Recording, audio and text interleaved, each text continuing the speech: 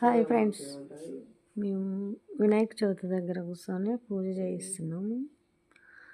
మా గల్లీలో వినాయకుడిని పెట్టిర్రు, వినాయక పూజ చేస్తున్నాం ఫ్రెండ్స్.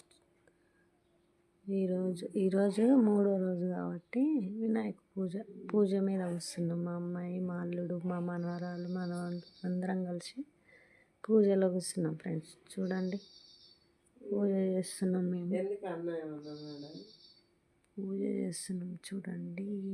వినాయకుడిని పెట్టి ఈరోజు కలశం పూజ చేస్తున్నాం.